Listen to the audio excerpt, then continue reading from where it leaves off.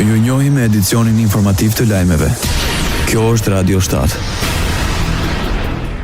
Qeveria e Maqedonisë së Veriut parashikon që buxheti 2026 do të ruajë stabilitetin makroekonomik, menaxhim të financave publike dhe mbështetje të rritjes ekonomike. Pas miratimit të tij në mbledhjen e qeverisë, synohet rritje ekonomike në 3.8% dhe inflacion në 2.5%. Të ardhurat totale janë planifikuar në 347.7 miliardë denar, ndërsa shpenzimet në 413.9 miliardë, me një deficit buxhetor për 3.5% të prodhimit të brendshëm bruto. Projekcioni të ardhurave tatimore për vitin 2026 është bërë me një rritje prej 6%, krahasuar me ribilancin e vitit 2025, që është rreth 12 miliardë denar. Kontributet janë planifikuar në nivel më të lartë prej rreth 4.7 miliardë denar, ose 4% më shumë krahasuar me ribilancin për vitin 2025, tha Ministra e Financave e Republikës Maqedonisë së Veriut Gordana Dimitreska Koçoska.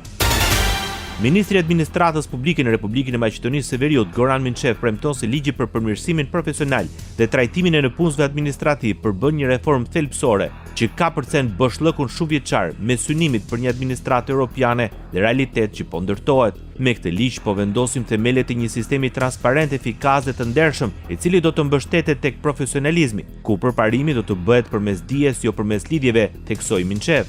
Sipas tij, thellimi i Akademisë për Administratë Publike do të ofrojë trajnime të strukturuara dhe zhvillim të kompetencave, ndërsa çdo i punësuar i ri do të kalojë 120 orë trajnim do të jap provim përpara një komisioni profesional.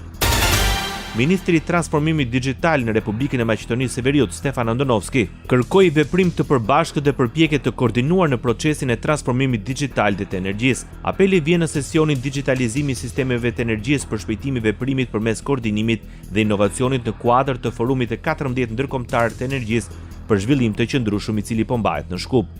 Sipas ministrit Andonovski, digitalizimi mund të përshpejtojë misionin e përbashkët për një të ardhme të qëndrueshme të energjisë. Ai theksoi se digitalizimi nuk është vetëm proces teknik, por një mënyrë e re të menduarit dhe menaxhimit lidhur me të dhënat, institucionet dhe qytetarëve në shërbim të politikave të qëndrueshme.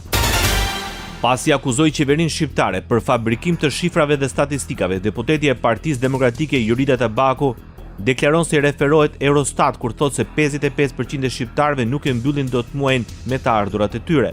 Eurostati ishte fakt shumë i qartë dhe ngrinte një shqetësim real që lidhet me jetesën e përditshme e qytetarëve shqiptar.